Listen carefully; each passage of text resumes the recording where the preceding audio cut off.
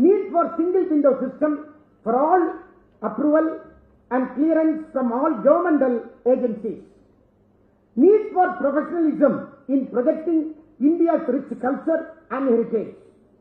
We suggest to provide tax breaks and subsidies to encourage the efforts made by film producers in promoting the historical, geographical and tourist places.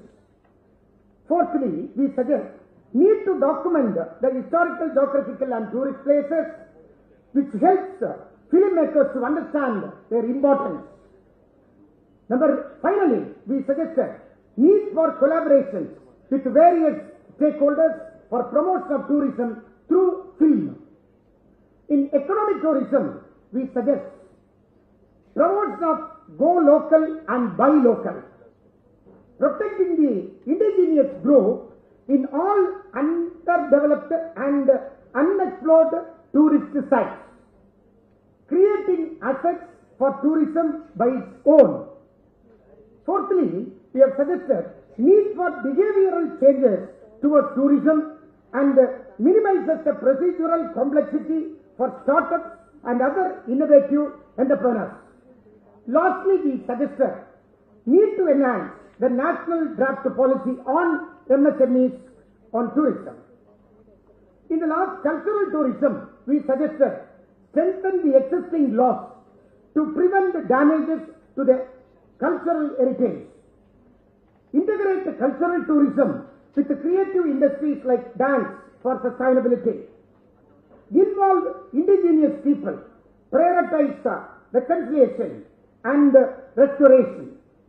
Fourthly, we have suggested foster holistic cultural tourism in Tamil Nadu by integrating sites and narratives. Lastly, partner with the national and international tourism bodies to highlight the monument significantly.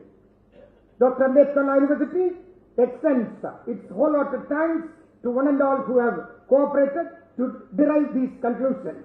Thank you. Jai Hind.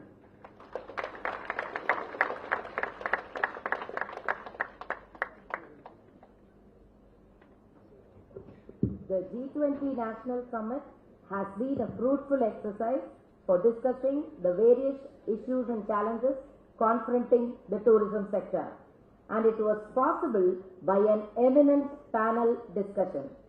I request Honorable Governor Chancellor to felicitate the panelists.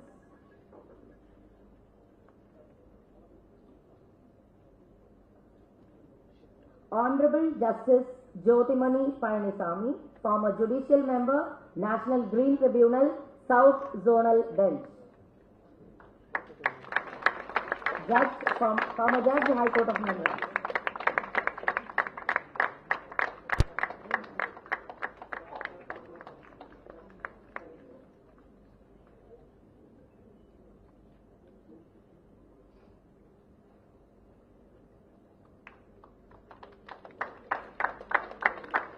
Dr. P. Velmurugan, Assistant Professor, Department of Geography, Madras Christian College.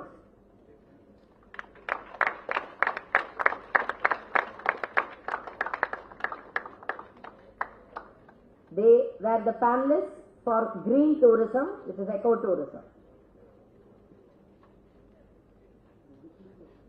Mr. Hariharan Krishnan, Director, part of film tourism. Mr. Kungumam Sundarajan, Documentary Director, Language and Historical Research Development Center. Mr. Ilan Thirumaran Periyasamy, CEO, INODC's Technologies.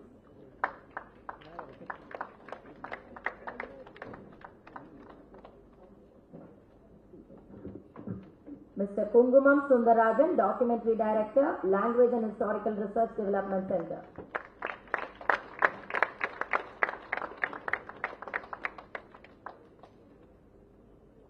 Mr. Ilan Thirumaran Periyasamy, CEO, INODC's Technologies. Mr. C. Lakshmanan, Joint Commissioner, Hindu Religious and Charitable Endowment Department. Dr. Prabhukumari Vanama, Assistant Professor, Government Arts College for Men. Dr. T.K.V. Rajan, Founder, Director, Indian Science of Monitor and Indo-Asian Foundation of Archaeology.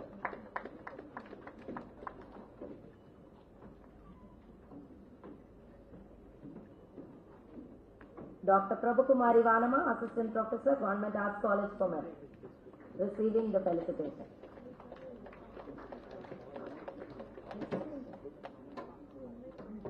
Dr. T.K.V. Rajan, Founder Director, Indian Science of Monitor and Indo-Asian Foundation of Archaeology. Dr. K. Nagarjuna, Founder, Annam Tours and Travels Private Limited.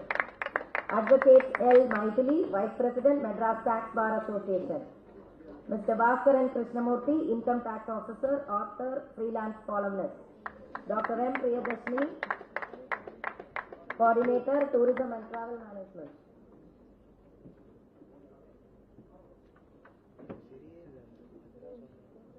Advocate L. Maithili, Vice President, Madras Tax Bar Association. Mr. Bhaskaran Krishnamurthy, Dr. M. Priyadashni. Dr. Jittu Jose, Vice President, International Business Development, Apollo Hospital. Dr. Bhargav Siruvelu, Consultant Psychiatrist, Apollo Hospital. Dr. D.R. Vignesh, Director, Swiss Garnier Group of Companies.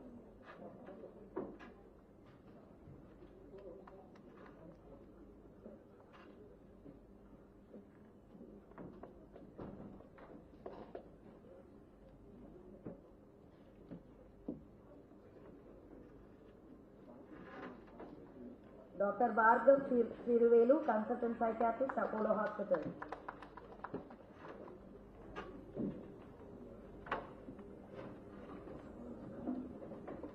Dr. Sasikumar Muthu. Dr. Sasikumar Muthu, Founder, Pearl Health Hospitals. Dr. D.R. Vignesh, Director, Swiss Garnier Group of Companies.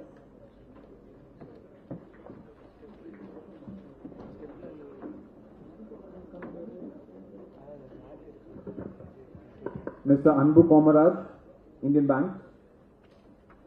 Mr. Jayaraman Pandian, Indian Bank. Advocate Sumati, Megland Law Firm. Mr. KTV Kannan, KTV Health Foods.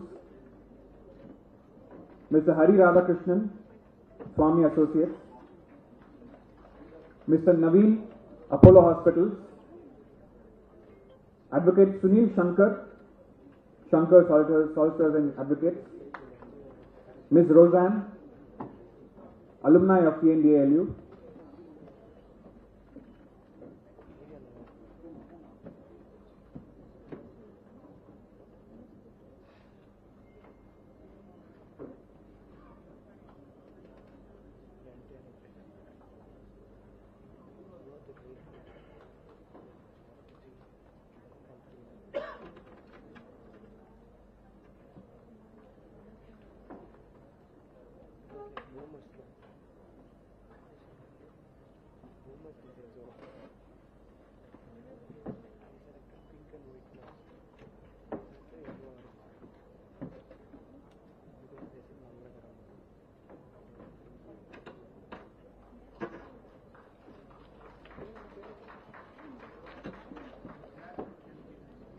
With that, we conclude the felicitation.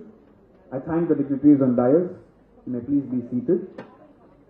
I now invite Dr. D.R. Vignesh, Chairman of Swiss Garniers, to deliver a special address.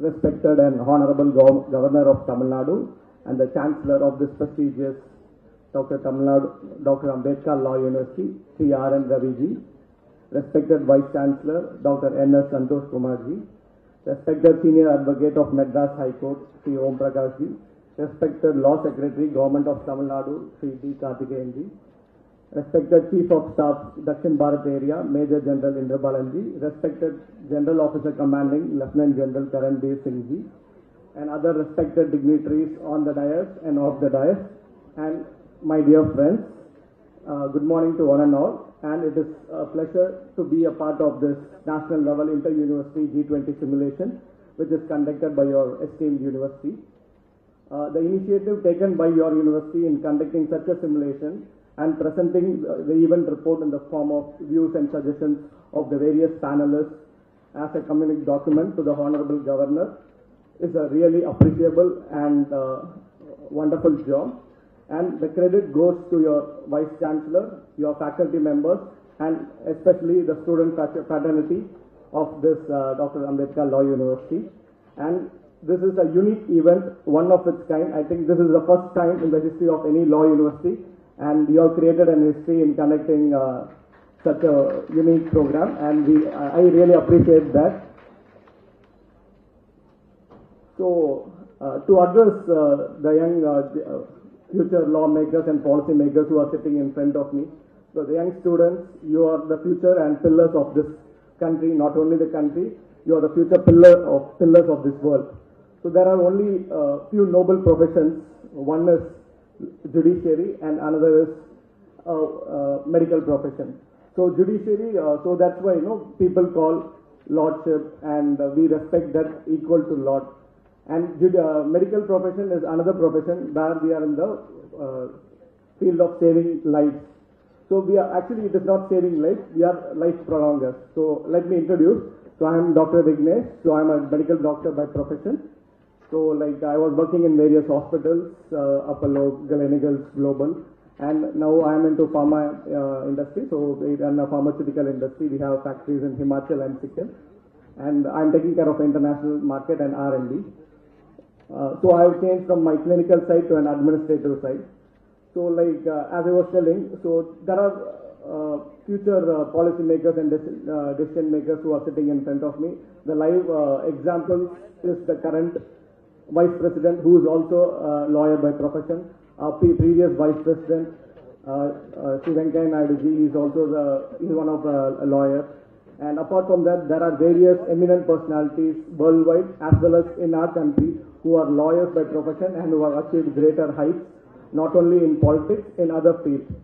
The reason I found, or what I heard from my thought process and knowledge was the training in your law school is about learning to analyze a problem and tackling it up on all aspects and in all angles. The case study approach helps the students to hone their problem solving and analytical skills. So this kind of approach makes you a better administrator, and your thought process and your reasoning skills, and you are adapting to different perspectives, and your empathy and sympathy towards the people, it improves all these characteristics, and it builds these kind of characteristics within you. So you become a future better administrator, and this event has proved it. Within a short period, you have conducted and organized such a wonderful event. So this really proves, and you all should have a greater aim and vision for your life. So you should have 5-year or 10-year growth program, visionary program. So all these present leaders are all past visionaries. So they have a vision for India, which is Vision 2020, Vision 2040, Vision 2050. Without a vision, definitely we cannot achieve greater heights in our life. As I was telling, few world leaders who are lawyers by profession and who have achieved greater heights, namely Mahatma Gandhi, Nelson Mandela, Barack Obama, and Hillary Clinton, Tony Blair, Vladimir Putin, and Xi Jinping. So these are few people who are currently ruling the world also.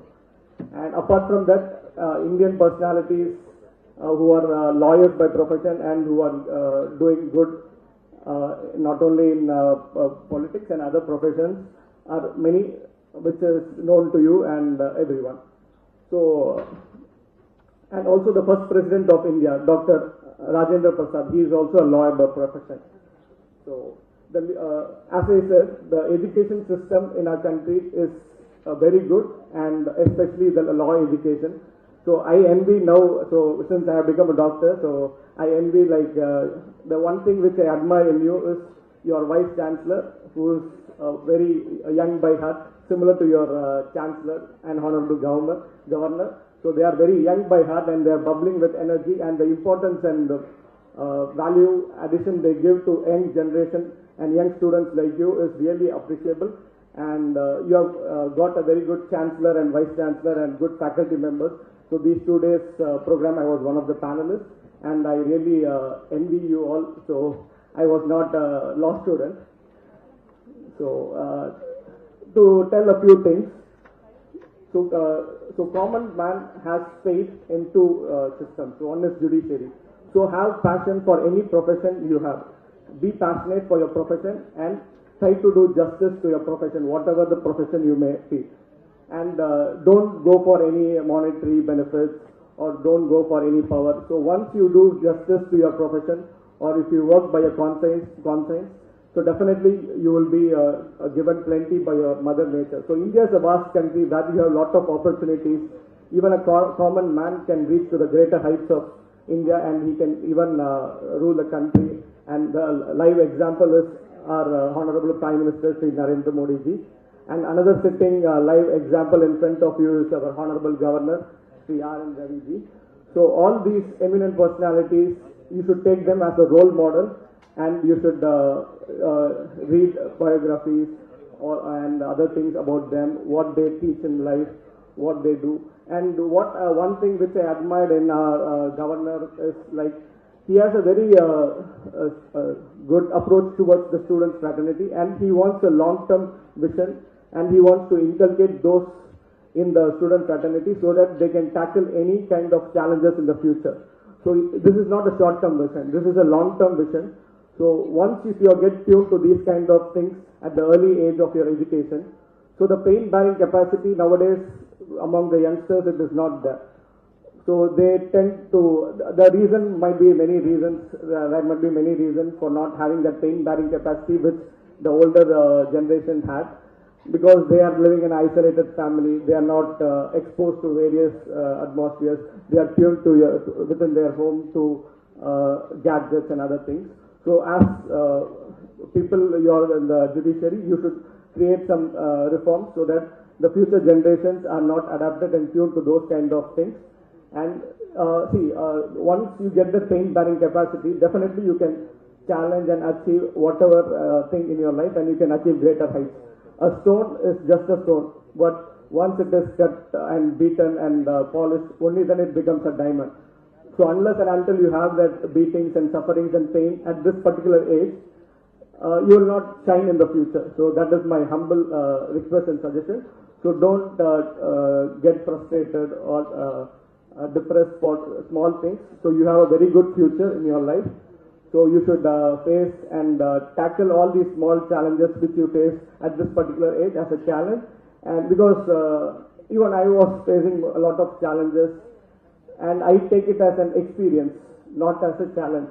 So all these creates an experience and builds a better human being within you. And to conclude, I just want to say a few words. Give the maximum to the society, either through knowledge or what you have in your monetary or knowledge or education. So give to the people around you or to the nation. So you will get plenty return back in an unimaginable way, which you haven't even thought of. So create history in a good way before you leave this world, because life is unpredictable. So whatever you do, so create history in a very good way and before you leave this world. And one more thing, the noblest of all professions is teachers. So don't ever forget your teachers in your life. So they are your mentors, they shape you, create you, because they get unnoticed, because we say various professions, but teacher profession is one thing which gets unnoticed, and we should never forget them in life in spite of whatever higher positions we reach, because you spend most of the time with them, they create you, motivate you, they sculpture you in a fine way, and your present position is because of the teachers whom have created the good things and put the seeds in you. And so I am very thankful, and it's my pleasure to be a part of this great event. And I thank all the staff members, students, our Vice Chancellor and other dignitaries to be a part of this event, and let's together make India a great nation in future, and we will all achieve greater heights, and within short period of time let's take India to a developed nation which is not far away. Thank you all. Thank you, sir, for your address. I now invite Thiru E. Om Prakash, Senior Advocate, the High Court of Madras and Syndicate Member of Tamil Nadu, Dr. Ambedkar Law University, to deliver the special address.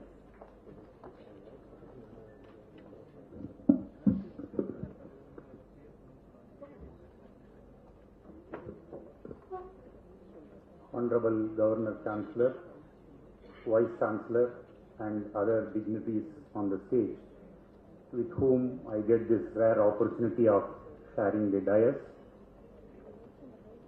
Dr. Justice Jodhimani, Professor Venkatesan, who had graced this occasion, other dignitaries of the stage, the officers, faculty, and all members of the university, and my dear friends who are at the backstage, my dear friends who are at the back rows in this auditorium, a very warm welcome. This is a great opportunity for the Law University in terms of what we have conducted for these last 3 days. It is indeed an opportunity for me for standing before you in this august gathering and a noble occasion. I had been part of this university, and in all my earlier visits, it was mostly the professors and the students whom I had the occasion to interact or whom I had the occasion to address. Today the Vice Chancellor has made it a tough task by ensuring that there are many dignitaries than the students and who are seated before me. The Indian presidency of G20 has given vast opportunities. The Law University was not lacking in any manner. We had grabbed this opportunity to create a ground level situation of providing stimulation. The report by the Vice Chancellor would have given you a wide thought as to what has gone into in these last 2 days, the brainstorming sessions, the best of the minds who had been part of those sessions in providing an output of this national summit by the Law University. The G20 summit, the Indian presidency of the G20 is with a tagline saying, "One Earth, one family and one future." Couplet 192 of Purananuru, the famous Tamil poet of this land, said, "Yadum Ure Yavarum Kelir." He propounded the universal brotherhood. Swami Vivekananda, in his opening remarks at the World Religious Conference at Chicago, addressed the gathering as brothers and sisters.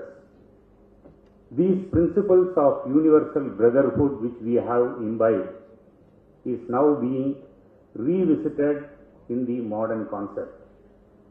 The various sessions we had looks forward as to what India is to contribute during its presidency of this G20. All these years or decades we have heard that whenever India is part of any international movement, conference or any session, things used to happen at New Delhi. We had always the privilege of traveling to participate in seminars, in conclaves, in summits, so forth. What is today is unique. The presidency of the G20 by the Indian government has taken it to the grassroots, to the ground level. Today we find the vibrations of this G20 throughout the country, and one such occasion is where this university is part of it. As I said, the propounding of universal brotherhood in the modern concept takes us to new heights. As students of law, you must have been benefited with this program for this last 2 days. You are going to be part of an history which is being created, and I am also proud to say that I am also part of this history. I need to thank all of you for having given this opportunity, for having addressed you in this occasion of a valedictory of this session. I thank the Honorable Governor Chancellor, I thank the Vice Chancellor, and I thank all of you for this occasion. Thank you. Thank you, sir, for joining us on this memorable day and delivering the special address. May I now invite Thiru B. Karthikeyan, Secretary, Legal Affairs, Government of Tamil Nadu, to deliver the special address.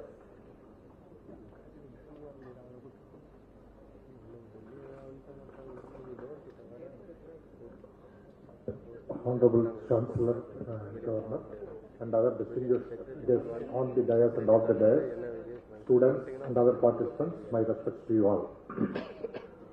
It was indeed a unique event that Dr. Ambedkar Law University has grabbed and conducted successfully.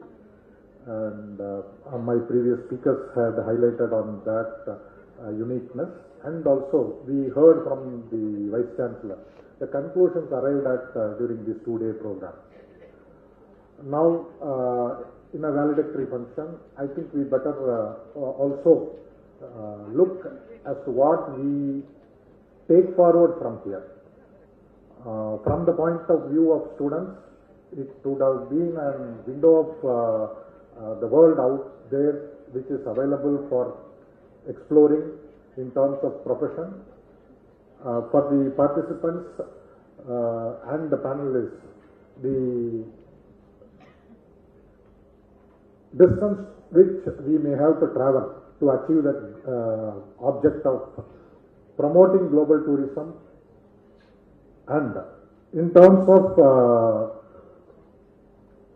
what is there in a law university for such a program, topic called tourism, as one of our guests were speaking to me just before the program. Tourism, if it has to be successful, we need peace, we need prosperity.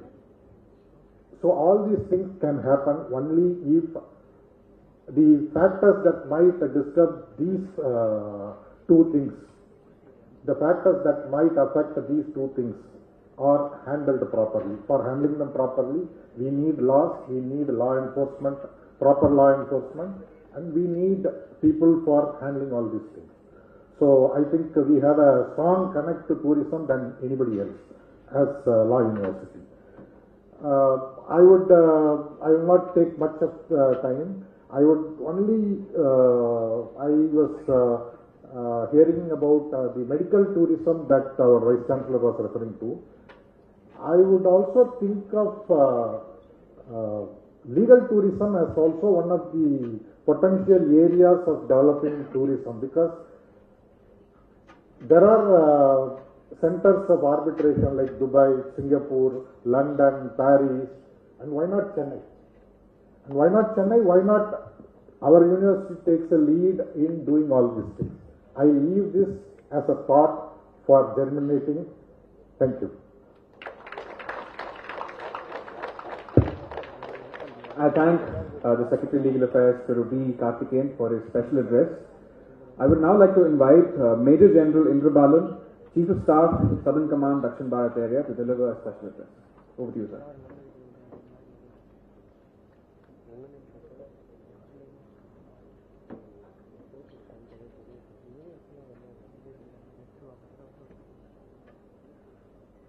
Thiru and Ravi, Chancellor and Honorable Governor of Tamil Nadu, Lieutenant General K.S. Brad, Ati Vishis Seva Medal, GOC, Dakshin Bharat area, Thiru B. Karthikeyan, Law Secretary, Government of Tamil Nadu, Thiru Om Prakash, Senior Advocate, Madras High Court, Dr. Vignesh, Director, Swiss Garniers, distinguished guests across the podium, distinguished faculty, students, members of the audience, and media. Namaskaram, Vanakkam, Nandri. It's a great pleasure for me today to be standing on the stage on invitation from Colonel Professor Dr. N.S. Santosh Kumar. I deliberate on this word colonel because he's earned this colonel title due to his extreme passion for youth development and the work he has done to create a new future for NCC in this law university. When I stand on this podium, I'm also kind of in a paradoxical situation because the military and the tourism are possibly inversely proportional. Wherever the military goes, the tourism goes away. If that be true, I wonder why I'm standing here. But if I was to connect the two from the positive note, I can use a oxymoron called as military tourism, like a sweet pill. Now, how does military tourism become an oxymoron?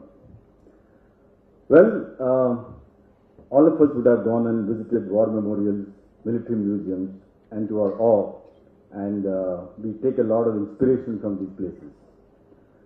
One of the most visited tourist spots in the world, you will all be amazed to know, is the Arizona National Museum in United States. The annual number of visitors to this Arizona National Memorial is 2 million. It's an astounding number. But what is good is that India is gradually overtaking this.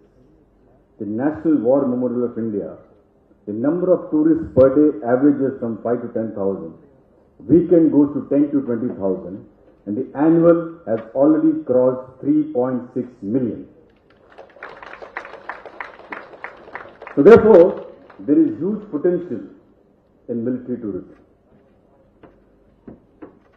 The state of Tamil Nadu holds itself with the glory with the Victory War Memorial that is there in Chennai for all of us to see.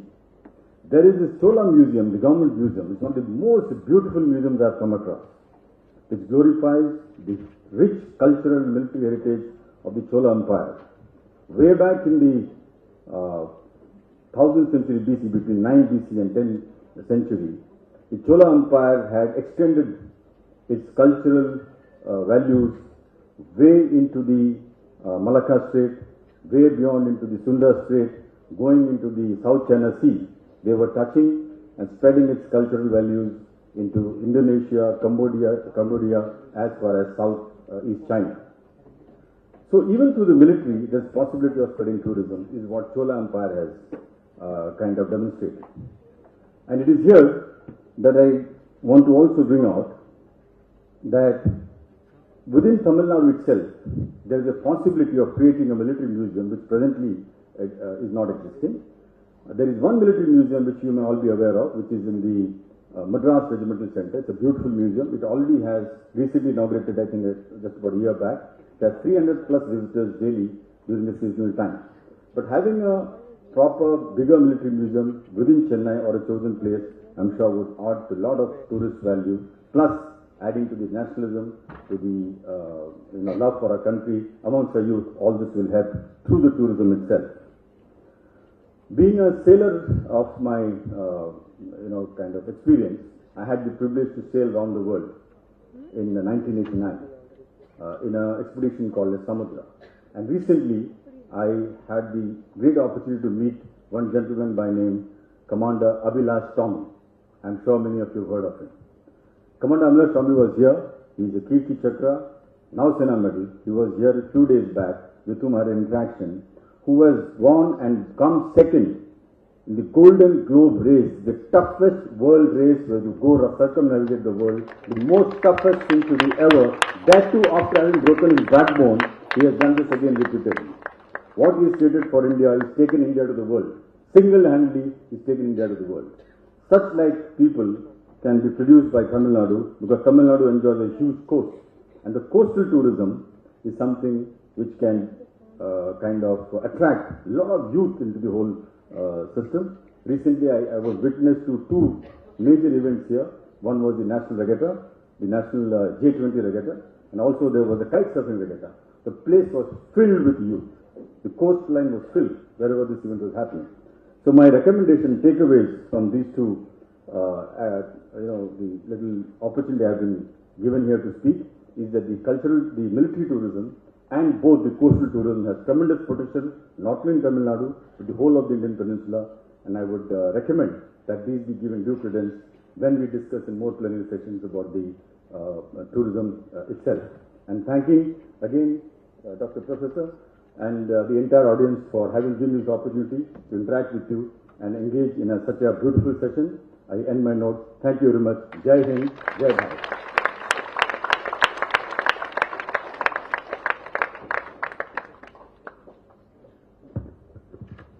Thank you, General, for your special address. I'm sure you've highlighted the importance of military tourism, and Madras, having its historical imprint, will have many prospects in this regard. I would now like to invite Lieutenant General Karanbir Singh Brar, AVSM, General Officer Commanding Dakshin Bharat Area, to deliver the keynote address.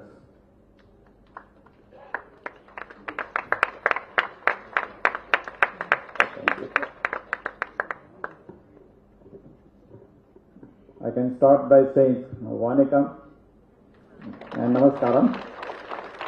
Honorable Governor, Chancellor Thiru R.N. Ravi, Major General Indra Balan of our headquarters, Thiru B. Kartikan, Law Secretary, Government of Karnataka, Shri Om Prakash, Senior Advocate, High Court of Madras, Dr. Vignesh, and of course, Vice Chancellor, Colonel Professor Dr. Santosh,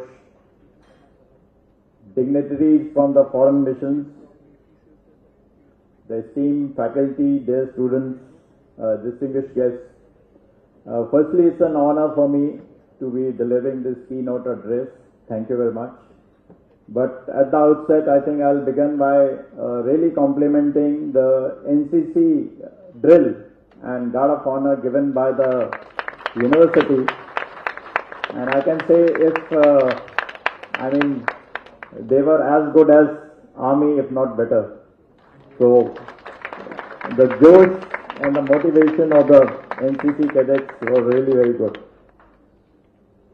As far as, I'll take the cue from my Chief of Staff. He said military and tourism don't go together. But I can tell you, if you join the military, you will see the best tourist places in the world. And very few get that opportunity. That is whether you are at 25,000 feet in the glacial terrain. You will see moonland in Ladakh. I think many may not have seen it. Jungles which you can't even imagine. You see in movies. Deserts and all other places. And a lot of us go on UN missions in various other capacities also. So you can join army to see good tourist places. Okay. As far as, again, complimenting the university of having this kind of an initiative, which is unique, of course, is very appreciable. But more appreciable is that the work streams which are happening in the G20, they are doing their job. But what you have done is involve the youth. And unless the youth of the nation gets involved, I think we are on very, very right lines. And as everybody knows, India has a youth capacity which nowhere in the world exists. So what we are doing, or what the university is doing, or what the initiative which the government has taken to involve youth, whether it's NCC or whether these initiatives, I think really have a very, very bright future for our country. So therefore, the sessions which have been conducted definitely are very complimentary. But as the G20, there are two parallel tracks. Each Sherpa is there, which is leading the track, and of course you have the finance track. In fact, there are 13 disciplines of the Sherpa working group, which I think I'll just name: agriculture, anti-corruption, culture, digital economy, disaster, education, employment, environment, health, trade, and of course tourism is there. We have had 4 tourism work stream meetings. The 3, of course, were in Goa, Darjeeling, and one was, of course, in Srinagar. Now, why is the Srinagar important? This is the first meeting of an international status which has been held there, and this was the most popular.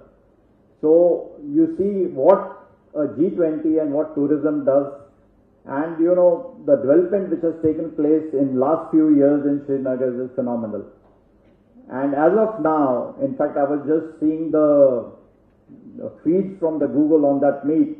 There are 300 film companies which are shooting at the moment, which include Hollywood and also Netflix at the moment.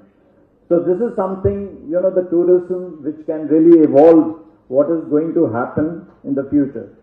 The 5 priority areas, the first one I will only highlight, which is eco-tourism or the green tourism. Why is it so important? But that is the thing which I think we have to take care. Unless you take care of the environment, you see the things of any kind of a development or any kind of initiative which we humans are taking, unless we take care of the environment, nothing moves. So we have seen the impact of not taking care of environment by various, you know, natural disasters which are happening. In fact, recently we know in the North India, some of the overburdening of the tourism not planned has caused some damage. So therefore, whatever we do, we have to take nature along with us. And everything which we do is, of course, a whole of a nation approach. You see, some countries have good tourist spots, some have good culture, some have good history. But I think India is one country where you have everything. You see, some countries only have mountains. We have the highest of the mountains, to the deserts, to the jungles, to the deserts, and of course the coast, which was mentioned. We have such a culture which I think goes back thousands of centuries. We have military history. People start military history of most countries from World War, or maybe 100 years, 200 years. We have 5,000 years of military history.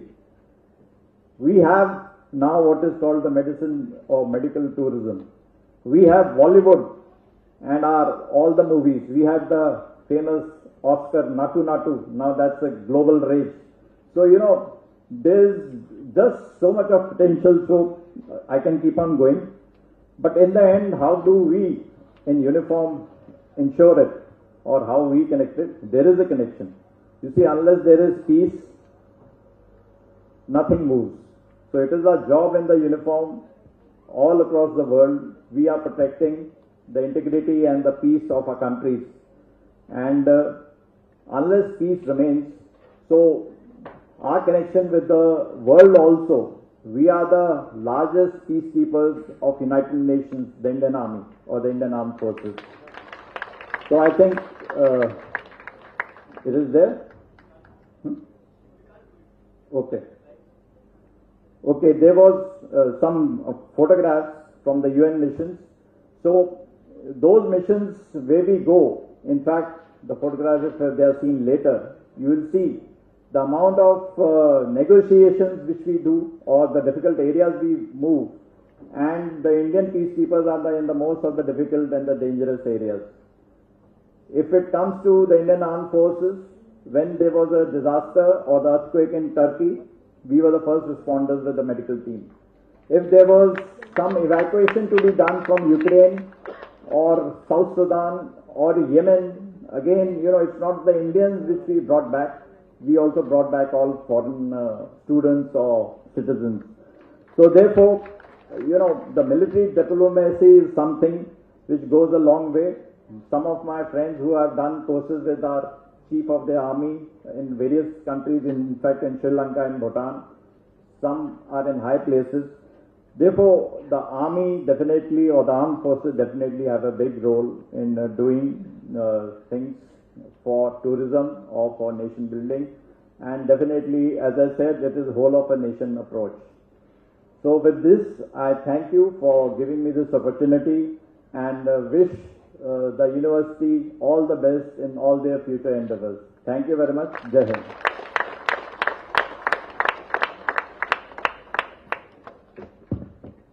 Thank you, General, for highlighting the importance of being a part of the military, which in itself is a touristic experience among so many other things, and primarily also saying that being a part of India's approach in G20 to promote tourism is a whole of a nation approach, which is indeed enlightening. I I thank you once again, sir, for delivering the keynote address. I would now like to invite the Honorable Governor to launch the e-soil solutions.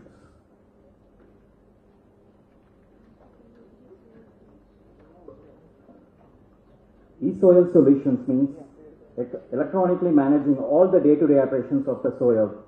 This attendance management, it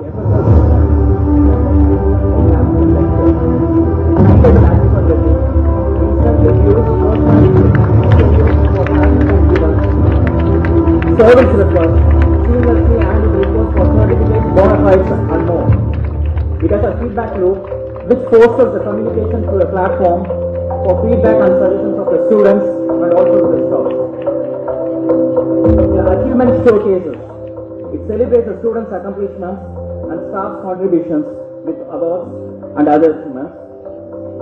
Attendance time off, streamline staff leave requests and manage absentees efficiently. In addition to this e-solution connects the students, faculty and the parents, and individual attention upon each student inside the campus is strictly watched. Overall, the file movement of the university is managed through this e-soil software.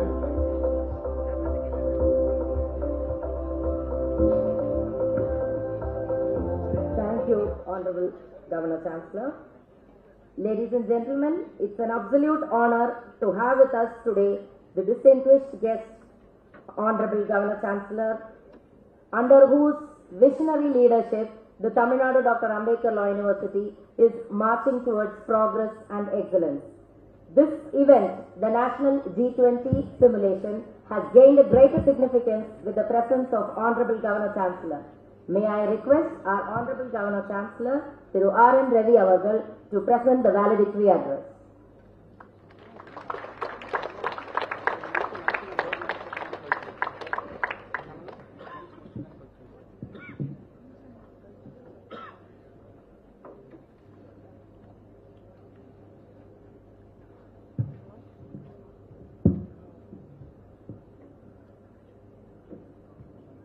Dr. N.S. Santosh Kumar, the Vice Chancellor of this university and the host, Lieutenant General Karanveer Singh Baran, GOC Dakshin Bharat, Major General M. Indra Balan, Chief of Staff, Thiru B. Karthikeyan, Law Secretary, Government of Tamil Nadu, Thiru E. Om Prakash, Senior Advocate and Syndicate Member of this University, Dr. D.R. Vignesh, Director, Swiss Guardians, distinguished guests, esteemed excellencies of various foreign missions in Chennai, faculty members of the university, participants of this G20 simulation, my dear students, Vanakkam, Namaskaram.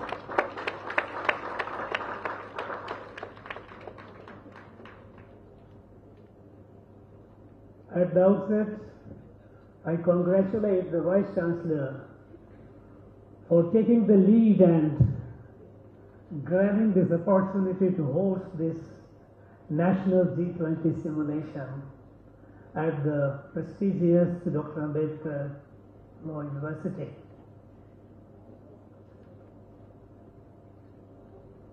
And as the name of the university suggests, I pay my most humble tribute to the great founding fathers of our Constitution, a great social reformer, a great visionary who could conceive a future Bharat, the future country, what would it be like and what would need to make that country and gave us a beautiful document called Constitution.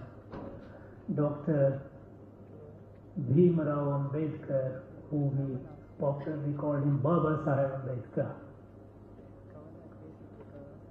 Friends, this over 2 days of deliberations that you all had over several verticals of tourism, I am sure you are enriched with the understanding of, though the focus was the various facets of tourism, but being a G20 event, though simulation, it must have given you an opportunity to ponder over, to think over the global issues, the challenges the world is facing today, and also it gave you an opportunity to think over the way forward. Your suggestions, which all of us we heard when the Vice Chancellor gave the brief resume of recommendations, it tells us about the intensity of deliberations that you had in the last 2 days. I am sure this should benefit the leaders and all the stakeholders while framing the policies which would steer the course of the world into the future, into a better future, more sustainable future. This should be an valuable input. I thank the participants for their active involvement. Friends, we all know that G20, this intergovernmental body, is very important because this body has the potential to shape the destiny of the world. It has the capacity to take the world to a course away from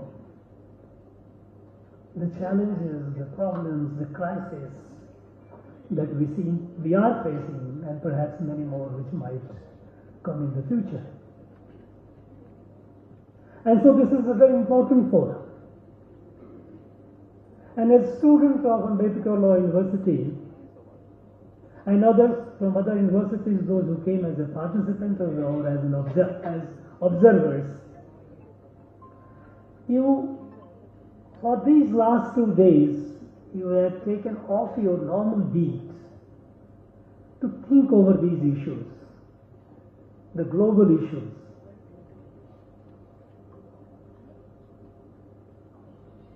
This in itself is not only a pleasant break from your normal routine, but it is also an important initiative to make you more responsible citizens capable of facing the challenges of the world, challenges that tomorrow is likely to throw up. We know that at this point of time, India's presidency of G20 is important not only for us but for the whole world. It is an occasion for us to show to the world, to share with the world our perspective to the global issues, and our approach to deal with those issues, those challenges. We know we have several major crises confronting the world. Climate crisis. We know that our planet Earth is heating up and the rising temperature is playing havoc. There are several island countries which are apprehensive that if the adequate mitigation initiatives are not taken, they would be wiped off the map of the world. Other countries, wherever they are, everyone is facing the problem. We know that the countries known for cold climate is experiencing a scorching heat. We know that the places where people were used to less rainfall and an ecosystem of life had developed around that kind of environment is experiencing unprecedented flood. Natural disasters, the intensity of these are so frequency as well as the intensity are so severe that we do not know what is in store for tomorrow. Now this global challenge, the crisis, how do we address it? What is India's perspective to it and how is India's approach to it? And here we need to share with the world our perspective and our approach. What are we doing? We all know that one single most factor responsible for the climate crisis is excessive dependence on fossil fuel for energy, excessive exploitation of nature and its resources, be it mines and minerals, be it water, whatever the resources. This has created the situation, this has disturbed the balance. While we know that these are the causes, what is the way forward? India shows the way forward with Indian perspective. Indian perspective towards nature is not that it is a resource to be exploited. It is not a perspective that as humans we are the Lord and Master of the universe, the creation, and the rest of the creation is for us for our pleasure. We believe that we are a part of it, integral part of it, and we must live in perfect symbiosis, harmony. And that is why we don't look at any element of nature as a resource for our pleasure. And with that perspective and new way of thinking, how we are addressing the issue, the challenge of energy, how to meet the need for our energy, which is so crucial for development. We have taken, like no other country has done, bold initiative towards green energy. We have already crossed 40% of our energy needs through green sources, non-carbon. And we are soon, in a couple of years, going to meet about 50%. We have set a target. By 2070, we will be zero carbon emission. It is not just a wishful target. We are moving forward and fulfilling it before the timeline. When we go for the clean energy, we are moving in most innovative way. Solar energy. When we have sun whom we worship as God, has inexhaustible energy, can't we tap into that? And when we started tapping, we started getting the result. Initially when India started in 2016, International Solar Alliance, there were skeptics around the world, not very many takers. Today, there are numerous who are joining us.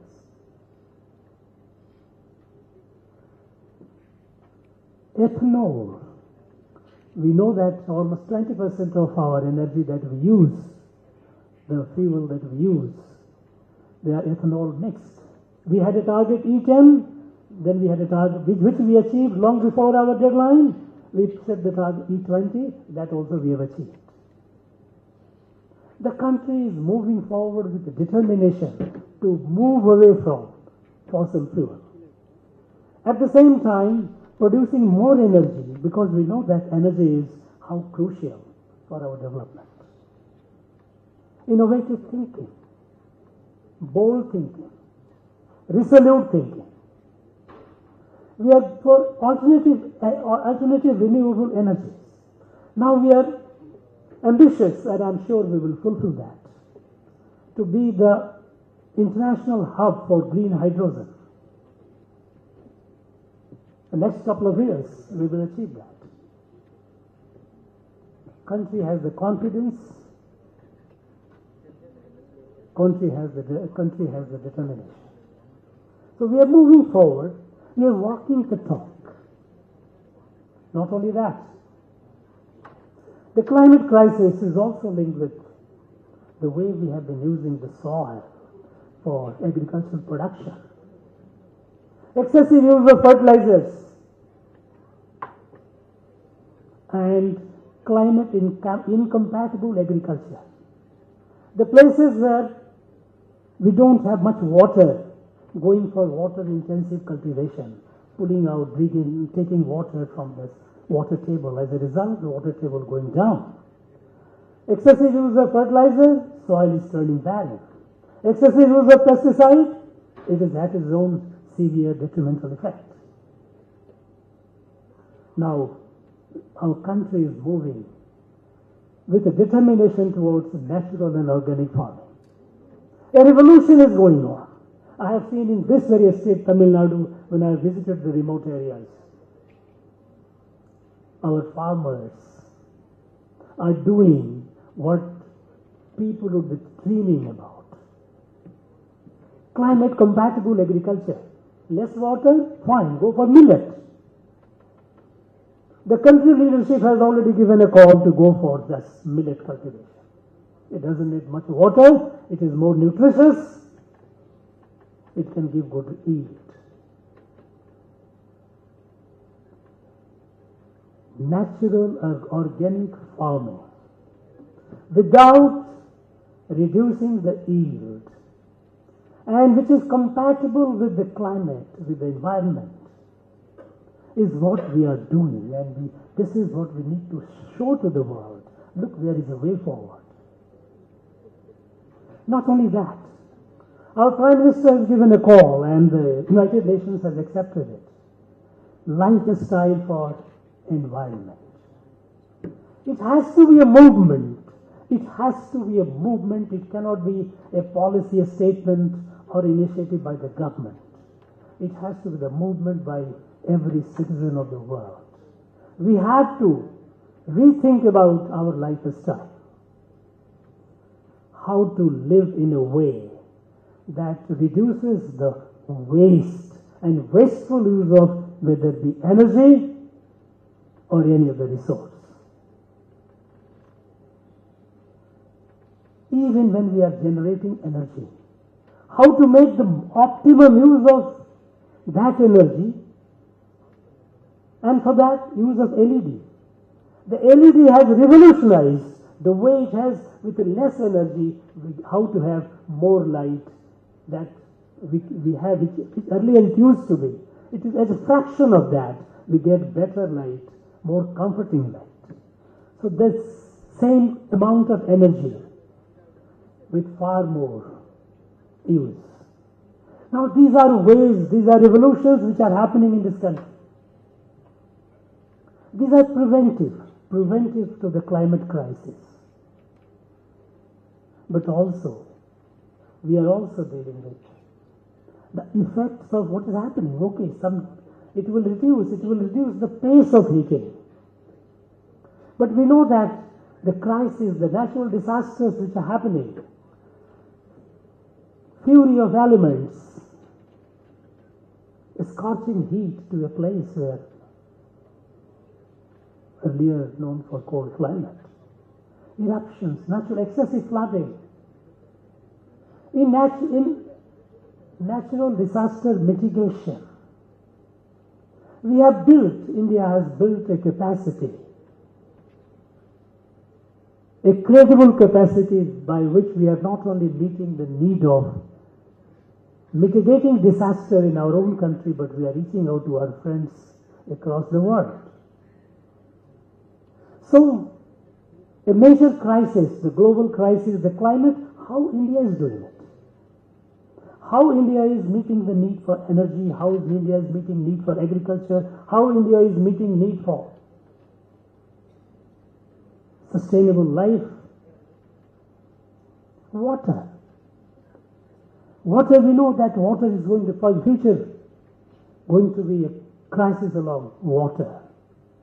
The Prime Minister, when he launched a scheme of 75,000 Amrit Sarovar in the country to have 75,000 water bodies, 75 in his district.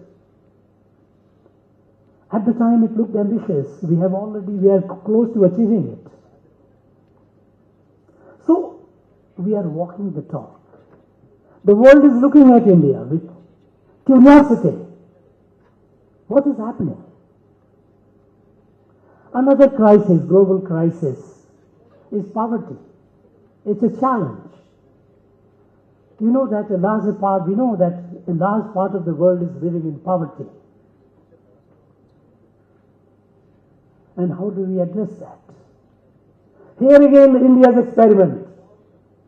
Now we know that in less than 10 years, we have moved more than 140 million people out of poverty. It's magic. How did this happen? In less than 10 years, pulling out more than 140 million people out of poverty. Because we took initiatives. The national leadership, a visionary leadership, took initiative in a way that perhaps was not thought of before. And what were these? Some of these are worth mentioning here. The benefits and the services meant for the poor people. Earlier, there used to be, the government used to release, but there used to be huge leakage. We had a Prime Minister who on record stated that for every 1 rupee that is meant for the beneficiary, intended beneficiary gets only 15 paise. 85 paise used to be eaten away by people in between. Now what is happening today? With the Digital India initiative, with every beneficiary having a digital account, having a bank account, and digitally connected through the Trinity, as we call it, Jan Trinity, Jan Dhan, Aadhaar and mobile. The benefit goes to the account, the beneficiary's account directly. We have already crossed more than 500 million accounts, Jan Dhan accounts. More than 500 million. Today, the leakage that it used to happen is addressed. People get the benefits and the services that they needed, which was meant for them without any intervention of the middlemen and without any transmission loss through corruption. This is a problem that happens all over the world in varying degrees, but we address it. Today, this country is the most digitalized country in the world. This happened in the last few years. Today, 45% of the digital financial transactions every day happens in this country alone. This is New India. The digital India, it went a long way in addressing the issue of poverty. Not only that, today, it empowers the citizens. And when the citizens are empowered, when they have a sense of dignity because they don't have to go and fall in queue for their services, for the benefits that was intended for me to go and beg before officials and feel humiliated, it comes to them directly. It gives a sense of dignity. Digital India has ensured the dignity of our citizens. And when citizens have dignity, our democracy is further strengthened.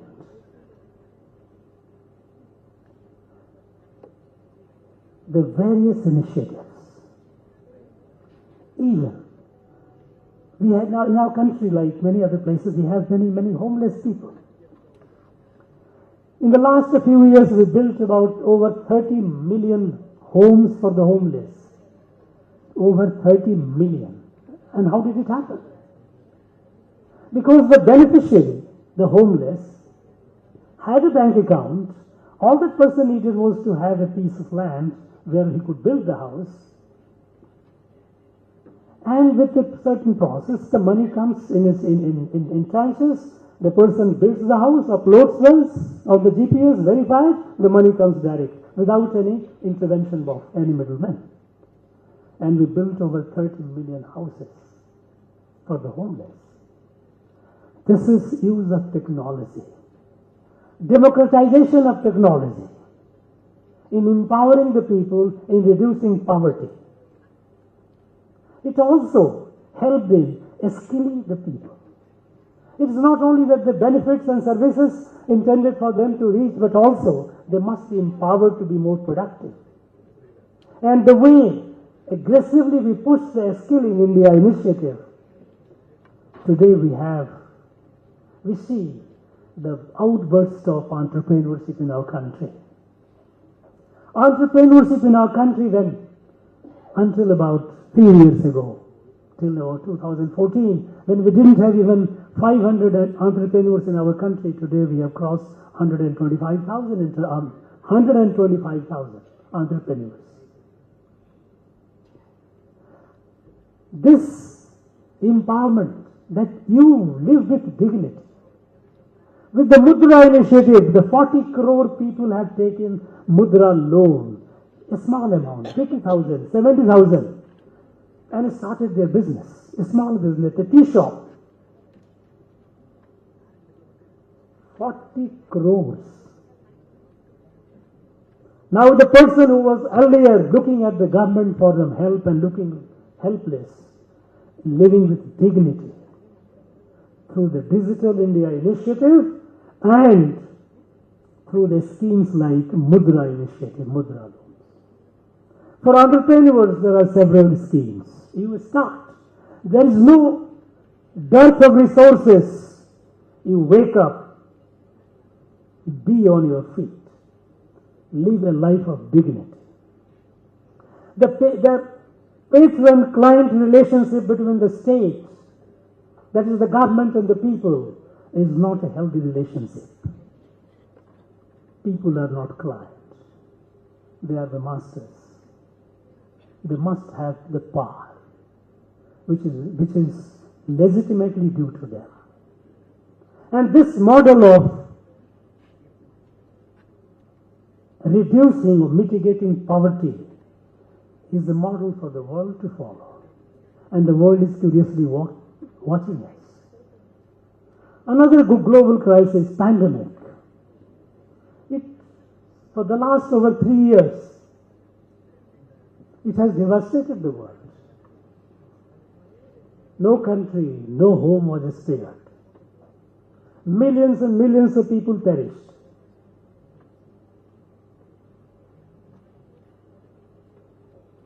And look at India's experiment. It's a case study for the rest of the world. We also suffered, but when it comes to addressing the challenge, the way we handled it, when this epidemic broke out, there were doomsday sayers saying that India would be, the loss would be not less than 70 to 80 million people would die. Because we didn't have a good health infrastructure. We didn't have adequate support system. We didn't even have masks and ventilators. But the country got together. Our scientists, our health workers, our common people, they got together and we faced the challenge. Our people of technology devised the COVID app. And what a wonderful app, which is the envy of the world. You have a vaccination. Imagine about over 1 billion people to be vaccinated. You have a vaccination and immediately within no time you get the certificate on your mobile and it ensures you a smooth travel.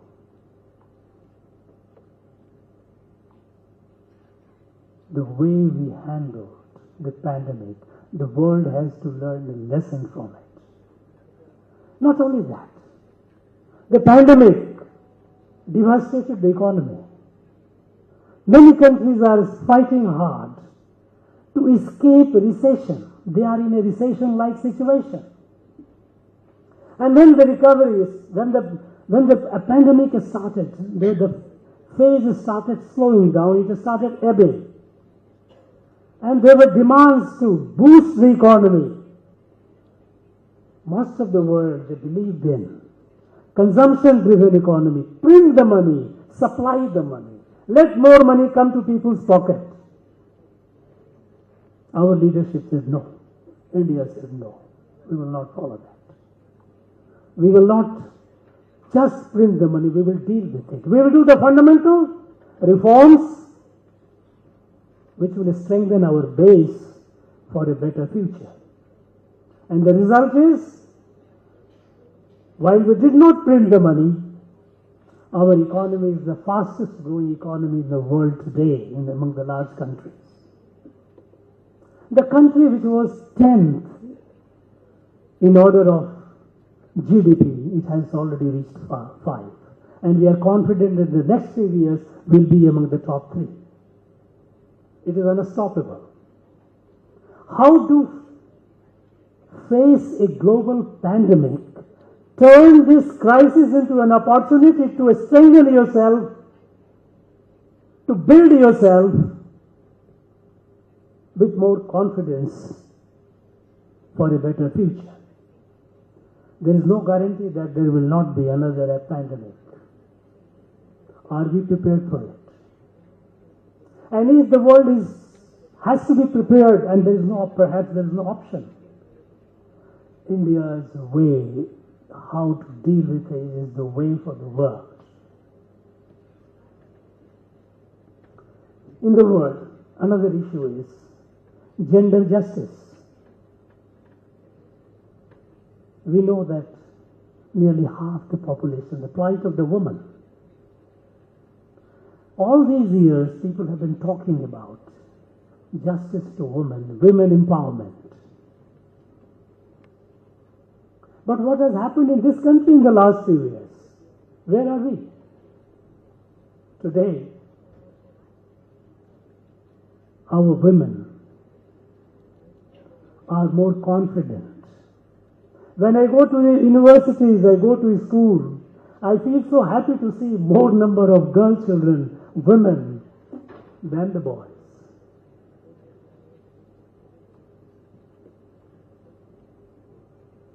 Right from the birth of a child,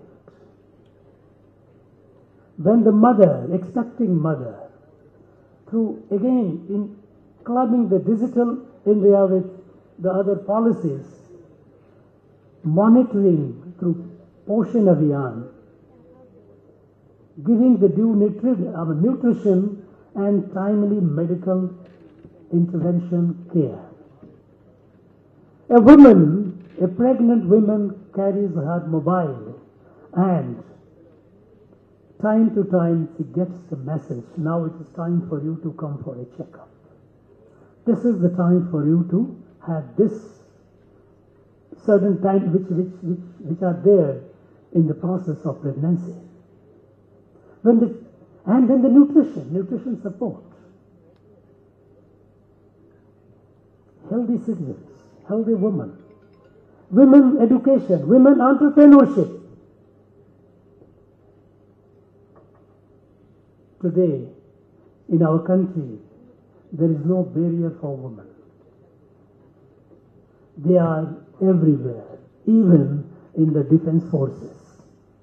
In combat areas, our women are flying bombers, aircraft.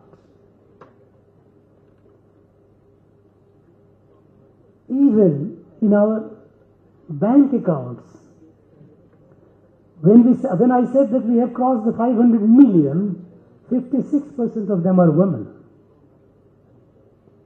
30 million houses that have been built, they have been built with the women as the owners. Men are also, husbands are co-owners, but the primary owner is the woman. Long back, Mahakavi Bharati had said, he had dreamed, Pattangal Aluvadum, Sattangal Saivadum, Parinil Pengal, Naratavandum. This is happening here. All these crises that India is facing, the challenges that India is facing, is showing the way to the world how we need to conduct our affairs. And these changes are happening how? What is the core behind this fundamental tumultuous transformations? It is our, what we call Vishwa Darshan and Mano Darshan, worldview and view towards humanity. How do we look at the world? Traditional Indian way of looking at the world, unfortunately over 1,000 years of colonization, invasions, it got weakened, which is again being energized. Our traditional way of looking at the world is as a family. And when we say world is a family, and when Thiru Om Prakash mentioned about from Punnanuru, Yadumuru, Yavaru Kele, Vasudhaiva Kutumbakam, it is our traditional received wisdom. For several thousand years ago, we have not prayed for ourselves. We have prayed for all the beings, not only for humans, but all the beings, animals and plants. Our prayers are Sarve Bhavantu Sukhina, Sarve Santu Niramaya, Sarve Bhadrani Pashyantu, Ma Kashya Dukh Bhagavad. Let every being be happy. Let every being be free of disease. When our great saint Valalar says, Vardiya Peri Kand Politellam, Vardi name. When I see a plant withering, it withers my heart. This is our world view. This is what we are in our DNA. And that's how we look at the world as a thing. And the world is totality of it, not only humans. And when it comes to humans, our outlook to the humans is again Ekatma Mano Darshan. Integrally connected humans as a family, integrally connected with the rest of the family of the creation. It is this view, is this approach which is bringing about the change in our own country. When the Prime Minister, an uniquely visionary person who understands this country, who is deeply steeped into the Indian values, when he took the initiative, various initiatives It was a fundamental departure from the past. In the past, India, it grew. We developed.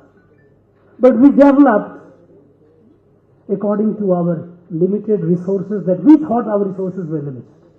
We used to have a plan, 5-year plan. This much is our money, total kitty, so this much we will spend in the medical, for the health, so we will build so many hospitals, so many medical colleges, so many primary health centers. When we have a limited resource, we have this much for education, we will build so many for schools, so many for colleges. Now this was, if you look at the country as a family, in your family, can you afford to say that I have 10 members, I can only afford, I will only provide health and education to the 2, not to the rest? You cannot. When you look at the country as a family, every citizen of our country has to get all those basic ingredients of healthy citizenship. And that is how all the schemes, entire approach was entire country specific, is not a region specific, is not a state specific. It was for all the citizens of the country. Looking at the country, when we say the world is a family, we must begin, charity begins at home. This country, look at the country as a family. And achieve it by energizing the country. Country men and women. You know, in Yajurveda, there is a call. Vayam Rashtre Jagriyam. We will wake up the Rashtra. We will wake up the nation. And then, Sambadatvam Sangachadvam. Sambho Manansi Janatam. Together we move, together we go. As a family, awaken the nation. Because we have a great responsibility. India is to grow not merely for India itself. India has to grow for the sake of the world. Because today we are in a situation which is not sustainable. The problems all that I mentioned, be that the climate to various crises. Most of these are the product of the last 7 decades, 7.5 or 8 decades. We didn't talk about climate in 1940s or 50s, but we are concerned about it today. Now this goes on, it is not sustainable. To save the world, India has to grow with Indian values. And Indian values, which our G20 motto says, Vasudhaiva Kutumbakam. One earth, one family, one future. It's not a shared future. It is one future. Either we prosper together or we doom together. Now for this, India has to grow. At the time, 1947, 15th of August, when India became independent, Rishi Aurobindo penned down a dream. What India should be. He said, India has an obligation, a divinely ordained obligation to grow, and spread this light of Vasudhaiva Kutumbakam, the world is a family, to rest of the world. But to have this light, you must spread across the world, you must be capable of that. And for that, we have to be a developed country. And now our national leadership has given us the target, by 2047, India must be a fully developed country. My friends, my young friends who are students of Ambedkar Law University and other universities, those who are here as an observer, you must realize that you have an obligation, a great obligation, to build this country, not only for this India, but for the world. Whichever profession you are essentially in the law, but whatever you choose, Life doesn't know what it takes you, where it takes you tomorrow. But whichever field you grow, whichever field, and whatever you do, keep in mind this responsibility of yours, that you must grow to your optimum, to your capacity. What is your potential? If your potential is to grow on the scale of 1 to 10 to 9 or 10, and if you stop at 4, it is an achievement, but there is a huge loss. If the loss for you is a loss for the nation, is a loss for the world. Bear in mind that your growth, your development is not just your development, it is a need for the country and for the world. Keep that in mind. Wherever you go, whatever you do. Friends, I wish you all the very best. I know you are our national assets, each one of you. And you will be conscious of your responsibility towards yourself, towards your family, towards the nation, towards the world. Thank you very much. Jai Hind, Jai Bharat. Namaste.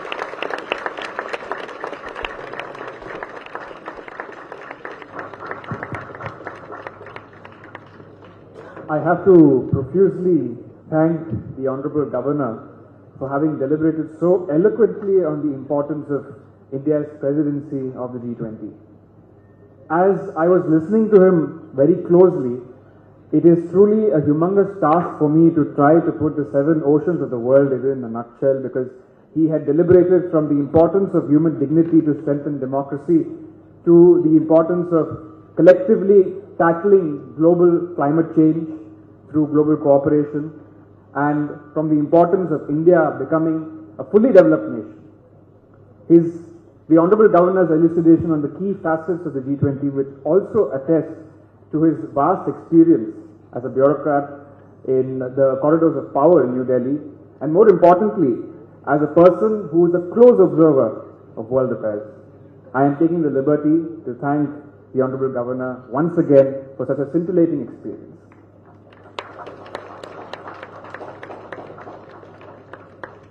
There can be no end without a great deal of gratitude, and to put words to these gratitude and to express them, I now invite Professor K. Sarvani, the Director of the Internal Quality Assurance Cell and the Department of Interdisciplinary Studies, to deliver the vote of thanks.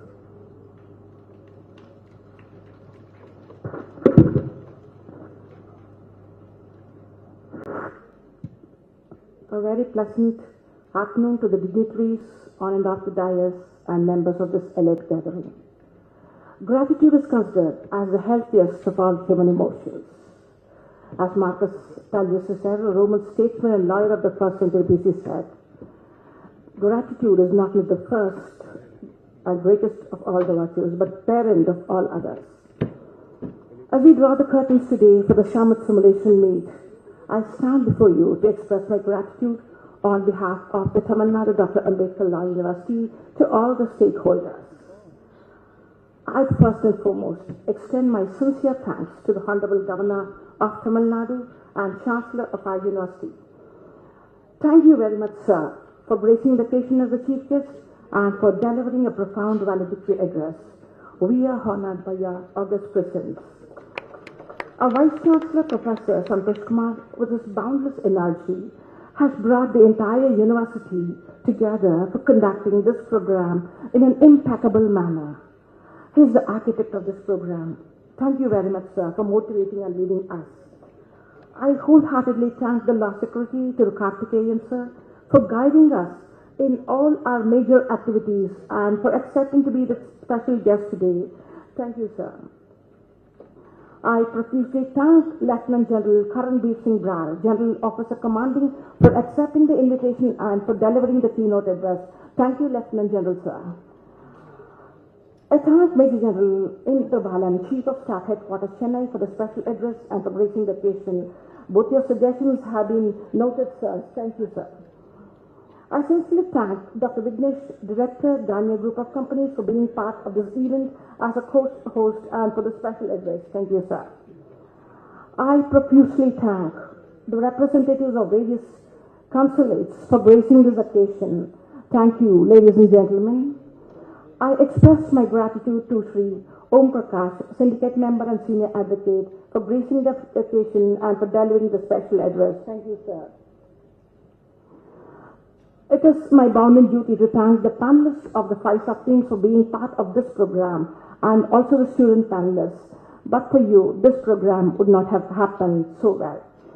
I thank my esteemed colleague, the Dean, Professor Balaji, Chairman G20, and I thank Professor Bhuvaneshwari, Vice Chairman G20, and I sincerely extend my thanks to the Alumni Association members. I thank Madam Chancellor for gracing the occasion. I thank Professor Gauri Ramesh, Principal, Law College. I wholeheartedly thank our Registrar, the Controller of Examinations, my colleagues, directors, all the administrative staff from both the campuses, research scholars and students, and our NCC cadets and cultural team. Colonel Jayashankar needs a special mention. Thank you, sir. On behalf of the university, I sincerely thank all the co-hosts who helped us to successfully conduct the summit simulation. I thank the media personnel and photographer for covering this event so well. Last but not the least, the committee members, both the faculty and the students, have to be thanked profusely for the success of this event. Vasudhaiva Kutumbakam and Yadam Ure Yavram Keli are profound inclusive concepts that represents our event to at the micro level. From every beginning there's an end, from every end there's a beginning. So let's conclude this 3-day event with the hope that from this end, many more vibrant beginnings will emerge, each one better than the other. Thank you, one and all. Thank you, sir.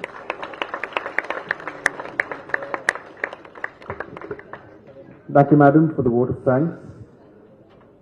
There is a tide in the affairs of men, taken at the flood leads on to fortune, omitted, and all the voyage of their lives will be in the shallows and in miseries. On such a full sea we are now afloat. Let us take the current while it serves us. Before we rise for the national anthem, I would humbly request the Honorable Governor to remain for the cultural program.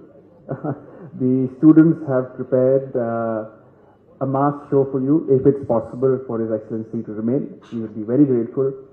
And on that note, ladies and gentlemen, I request you to please rise for the national anthem.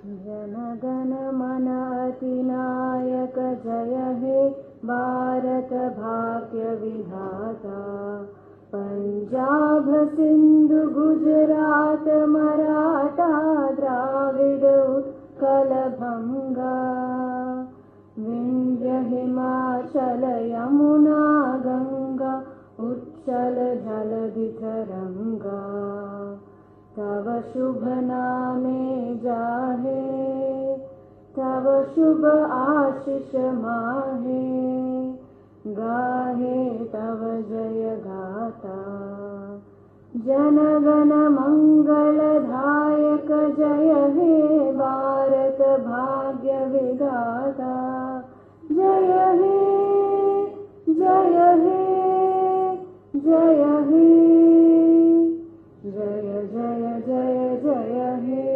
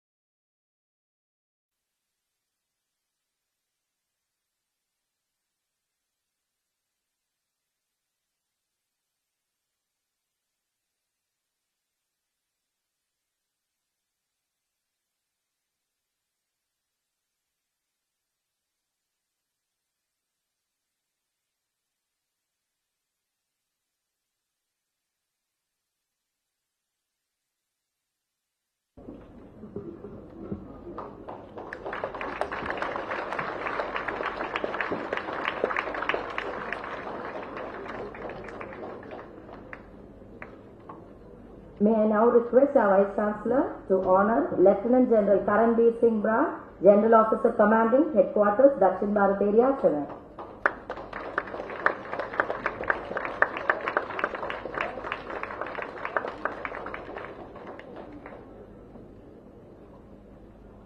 May I request our Vice Chancellor to honor Major General M. Indrabalan, Chief of Staff, Headquarters, Dakshin Bharat Area, Chennai.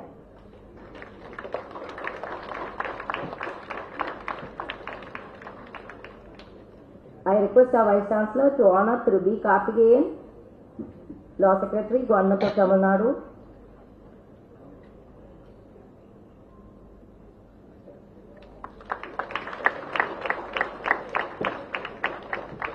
I request our Vice Chancellor to honor Thiru Om Prakash, Senior Advocate, the High. I request our Vice Chancellor to honor Dr. D.R. Vignesh. Thank you, sir. Thank you, Dignitary.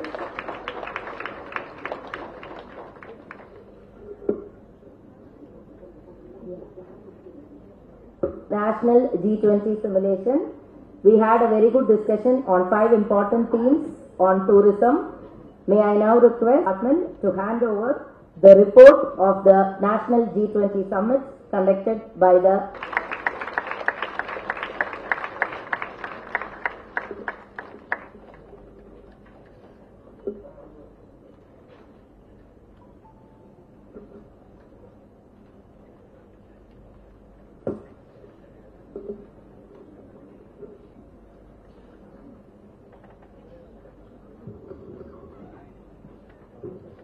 Lieutenant General Karanbir Singh Brad, the Chief of Staff Headquarters, Dakshin Bharat Area, Major General Indrabalan Ji, the Secretary Legal Affairs, Government of Tamil Nadu, Thiru B. Syndicate Member of Tamil Nadu, Dr. Valedictory University, Thiru Om Prakash Sir, Dr. Vignesh, Dr. Apollo Hospital, Chennai, distinguished councillors of Chennai, esteemed panel guests, members of the faculty, gentlemen. Very good morning to one and all assembled here. Today, we stand at the cusp of Prime Minister of India, Sri Narendra Modi ji, who has magnified India's leadership in the world with the presidency of G20. Had handed over the presidency of G20 to our Honorable Prime Minister. It was with a strong reason. The world of India in the global discourse. As we embark on this unprecedented journey of India's presidency in G20, that guides element of unity, resilience and innovation. It is with great pride that I proclaim that amidst this mass movement of G20 in India, the Tamil Nadu Dr. Ambedkar Law University is the first state university to spearhead the G20's agenda in the state of Tamil Nadu, and it remains second to none. In our culture-rich land, we found a human being, an embodiment of patriotism. We found a human being who preserves our Indian heritage. We found a human being who conserves our culture. We found a human being who protects our Tamil language. We found a human being who safeguards our religion. And more than that, we found a human being who was declared by millions of people of Tamil Nadu as the best human being of this country, who is none other than our Honorable Governor of Tamil Nadu, Thiru N. Reddy. He stands as a testament to the enduring values defines our diverse nation. His support and patronage to our universities are marvelous. It is under his aegis the Tamil Nadu Dr. Ambedkar Law University has reached an unseen height and has reached all records that shines bright amongst all the universities in this state. In these past 2 days, we have witnessed a great deal of academic exposition. On 20th of August, Honorable Justice N. Anand Venkatesh of Madras High Court had inaugurated the G20 Simulation Summit and Work Stream Panel discussion, after which the students have deliberated on the various key areas on tourism, which include green tourism, film tourism, cultural tourism, MSME tourism and medical tourism. This was followed by the Work Stream Panel discussion on tourism on the 21st August that witnessed the active participation of distinguished panelists from various domains of expertise who had deliberated on these key deliverables as well as a very